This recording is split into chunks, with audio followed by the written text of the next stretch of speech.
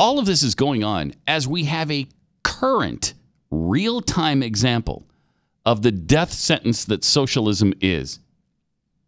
Read an article last night about Venezuela. Do you know their inflation is expected? It's already at 46,000%. 46,000%. It's expected to hit 1,000,000% by the end of the year.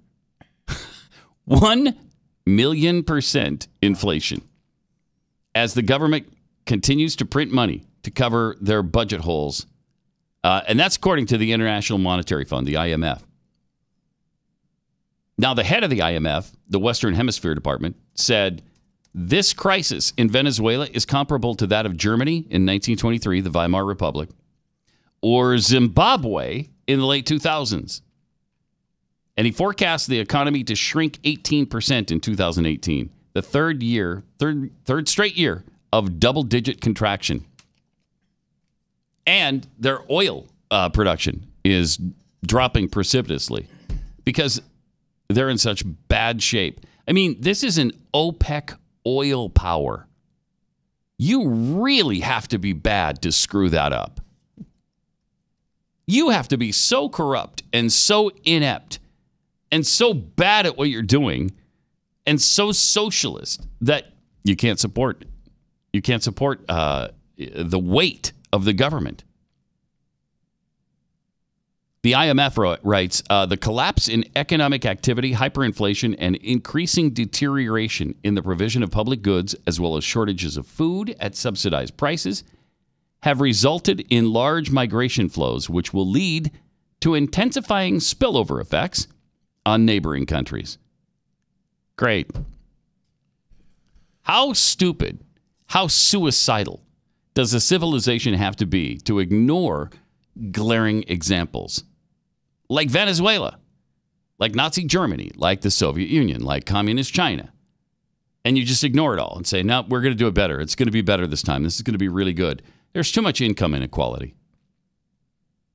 The only way to get the United States of America to commit to full-scale socialist suicide is to hammer us with class warfare until we just finally submit.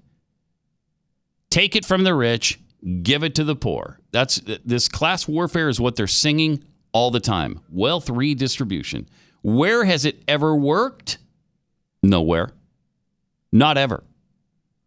But they keep trying to turn the poor against the wealthy and people who are successful. They keep insisting that the wealthy don't deserve what they have, that somehow it's everybody else who's entitled to what they've earned. And so we need to take it from them and give it to somebody else. That's not a righteous system. It's not a good system. It's not a working system. And again, it's a system that has failed every single time. What actually works is incentive, opportunity, free market. Billions of people have been saved by it. Prior to capitalism, she said it hasn't always been here. Well, of course it hasn't always been here.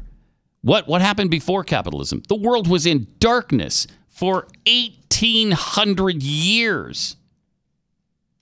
You might recognize the time as being referred to as the Dark Ages for a good reason.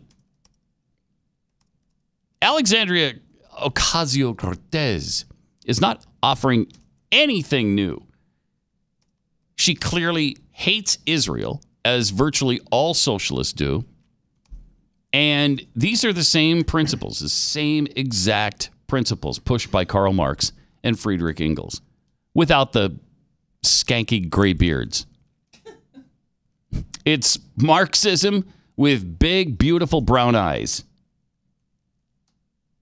But Marxism with brown eyes is just as ugly and soul-destroying as Marxism by fat, dumpy, bearded white guys.